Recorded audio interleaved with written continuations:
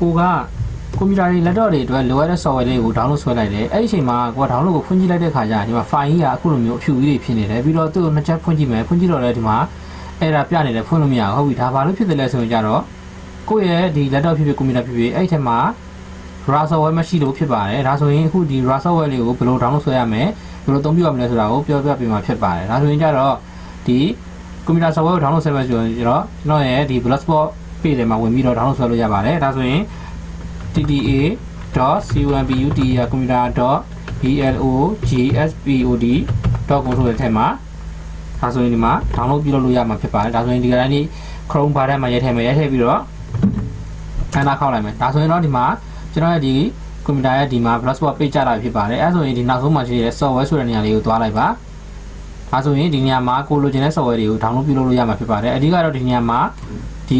WinRAR software လေးကိုဘယ်လို download ဆွဲရမလဲဆိုတာကိုပြပြပေးမှာဖြစ်ပါတယ်ဒါဆိုတော့ဒီမှာဆိုရင် download ဆိုတာကျွန်တော် link ပေးထားတယ်ဒီနေရာမှာ download ဆိုတဲ့ link လေးကိုတစ်ချက် click နှိပ်လိုက်ပါဒါဆိုရင်တော့သူကဒီမှာ download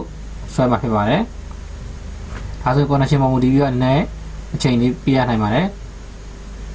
ဒါဆိုရင်တော့အခုဒီမှာ download ဆွဲနေပြီဖြစ်ပါတယ်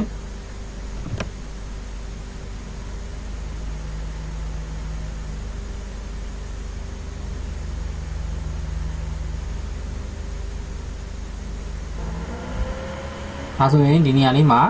အခုဒီမှာဒီ download ဆိုတဲ့ click နှိပ်လိုက်ရတယ်ဒီအကောင့်လေးနှိပ်လိုက်လည်းရတယ်ဒါဆိုတော့ download လေးကိုနှိပ်လိုက်မယ်ဒီမှာ download anyway ကိုတစ်ချက် click ပေးလိုက်မယ်ဒါဆိုရင်ဒီနေရာလေးမှာလည်း download anyway ကိုနှိပ်လိုက်မယ်ဒါဆိုရင်တော့ file လေးကဒီမှာ download ဆွဲသွားပြီဖြစ်ပါတယ်ဒါဆိုရင်အခုဒီမှာကြည့်လိုက်မယ်ဒါဆိုရင်ဒီမှာ download က done ဆိုပြီးပေါ်နေပြီဒီမှာ folder ပုံစံလေးဖြစ်ပြီဆိုရင်သူ့ကိုစိတ်ချလက်ချသုံးလို့ရမှာဖြစ်ပါတယ်ဒါဆိုတော့ဒီမှာခု folder ပုံလေးပြောင်းသွားပြီအဲ့တော့ဒီမှာ download ထဲကို check click ပေးလိုက်မယ်ဒါဆိုရင်ခုနကကျွန်တော်ဆွဲထားတဲ့ file တစ်ခုကဒီမှာရှိနေတယ်ဒီမှာဒါလေးကတော့ raw software လေးဖြစ်ပါတယ်အဲ့ဒီ raw software လေးကို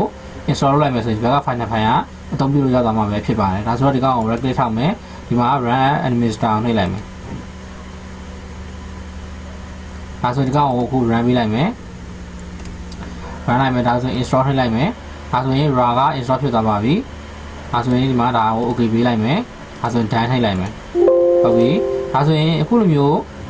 raw လေးကိုထည့်လိုက်တဲ့တပြိုင်နက်ဒီမှာဒါလေးနှစ်ခုကဒီမှာ raw ပုံစံလေးပေါ်လာပြီဒါဆိုရင်ကိုသုံးနေတဲ့ software လေးတွေကိုဒီမှာ raw install လုပ်ပြီးတော့သုံးလို့ရဖြစ်ပါတယ်ဒါအပြင် raw ကဘယ်လိုမှသုံးရအောင်လဲဆိုရင်ကိုက file တွေကို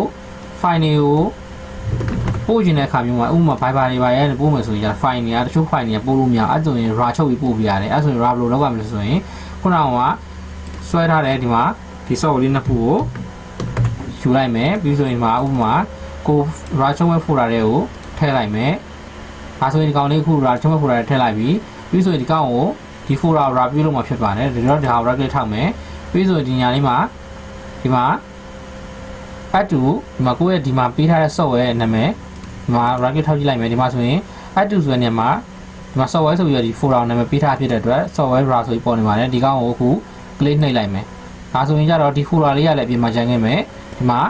ဒီ raw လေးကလည်းခုလိုမျိုး file လေးပေါ်လာနေတာဖြစ်ပါတယ်ဒါဆိုရင်ဒီလို file လေးကိုဟို Viber ပို့မယ်ဆိုလည်းပို့လို့ရတယ်အဓိကကအင်တာနက်ကဆွဲလာမှန်များ software တွေဒီ raw နဲ့လာတာတွေများတယ်အဲ့တော့ကိုယ့်ရဲ့ site ထဲမှာဒီလို raw file လေးတွေမဖြစ်မနေထည့်ထားမှကိုအဆင်ပြေမှာဖြစ်ပါတယ်အဲ့တော့ software တွေ download ဆွဲခြင်းနဲ့ဆိုရင်ကြတော့ကျွန်တော်ရဲ့ဒီမှာဒီ blogspot.com ရဲ့ computer software ဆိုတဲ့နေရာလေးမှာမိမိတို့ကြိုက်နေတဲ့ software တွေကို download ပြုလုပ်လို့ရပါတယ်ဒါဆိုရင်အသုံးပြုတဲ့ဗီဒီယိုလေးကိုလည်းဒီဘက်ချမ်းမှာတင်ပေးထားမှာဖြစ်ပါတယ်အခုလိုကြည့်ရှုပေးတဲ့အတွက်အားလုံးကိုကျေးဇူးများတင်ပါတယ်ခင်ဗျာ